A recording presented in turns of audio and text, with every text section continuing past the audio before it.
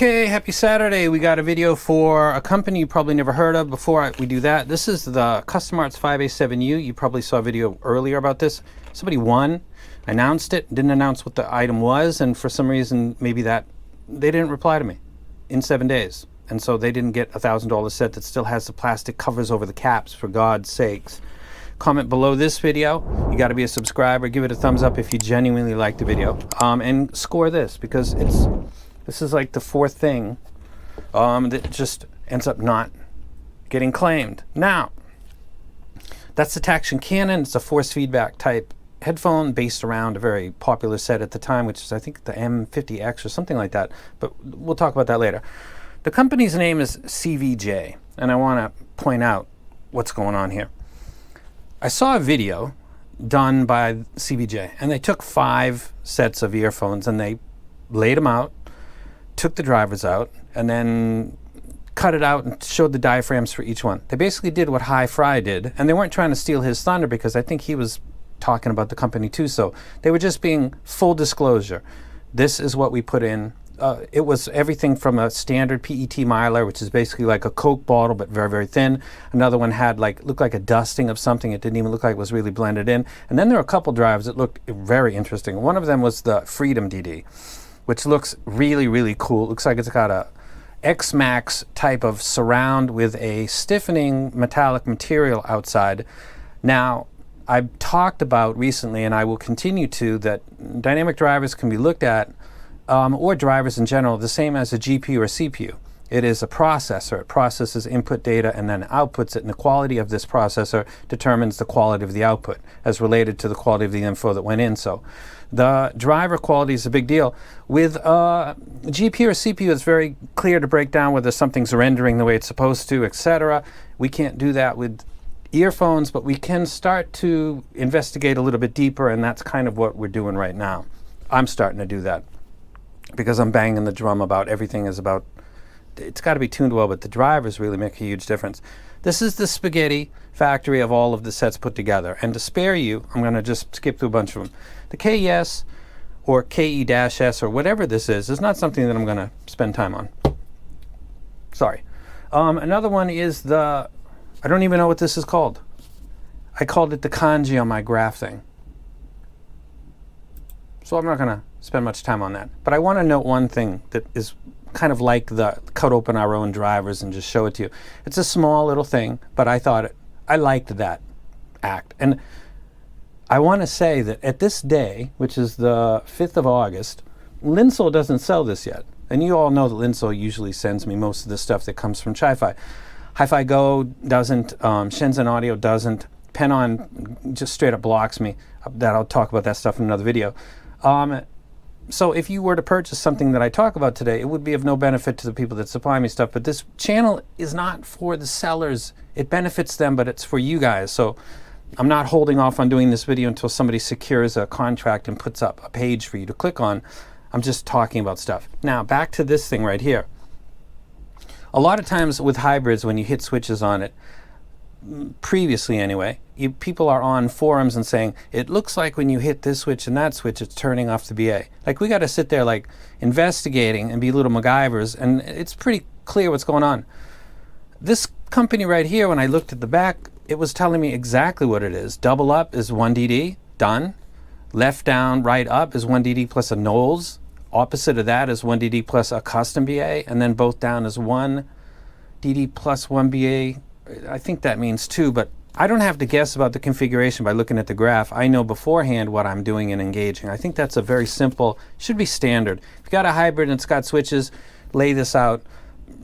It should be unacceptable to do otherwise, because why should we guess which drivers are being turned on, which are not? Again, them doing something that I find appealing. But notice I'm not going to talk about the set because I don't think it's not my thing. It's not tuned well. This is the TXS. I think this had a driver that looked interesting to me. Unfortunately, the tuning as it is right now, not going to talk about it right now. This is a set called the Freedom. And I'm going to go ahead and go back to my Facebook page. That's the driver that I saw, and that's the one that I'm interested in. So keep that in mind, because that's kind of a bias. I really wanted to see. This is a hybrid, single dynamic, 4-balanced armature with a really interesting looking dynamic driver. So let's go back to the spaghetti factory and look at all this stuff. And I'm going to take out the KES because I don't need it. And I'm going to take out the TXS because I don't need it. And I'm going to take out whatever the Kanji thing is because I don't need it. Now I've got the Freedom, which is the one that I wanted to see because it's got the extremely interesting driver.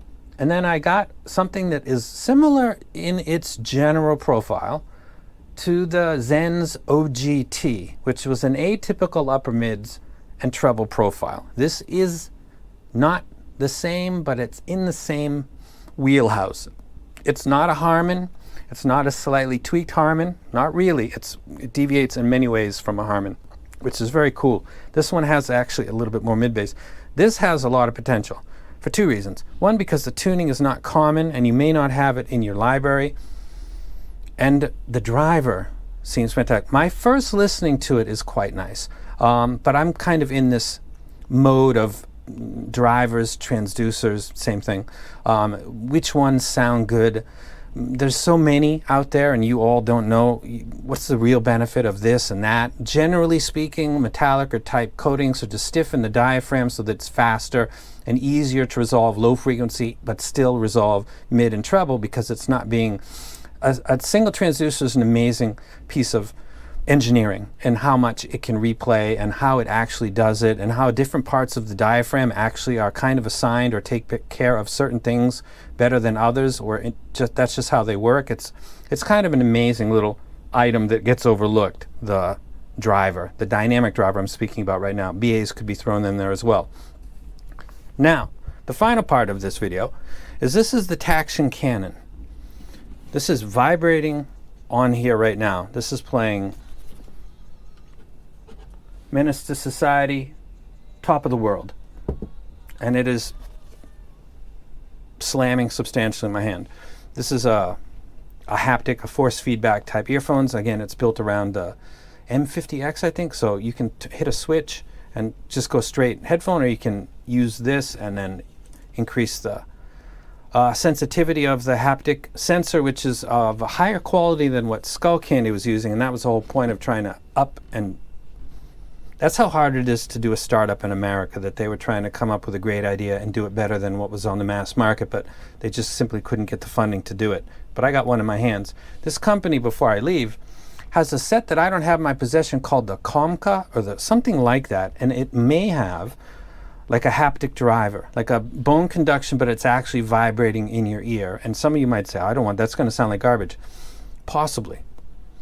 But if there's a 10% chance that that is recoverable, like you can say, okay, let's incorporate that driver, let's have it react to stuff below a certain threshold, and then let's tune it to this certain way. I have no idea what the tuning is, but they are the company that was sharing the very clear, easy to read configuration in English. They are the ones that cut open their own drivers or their own earphones 5 in one time and showed it to everybody.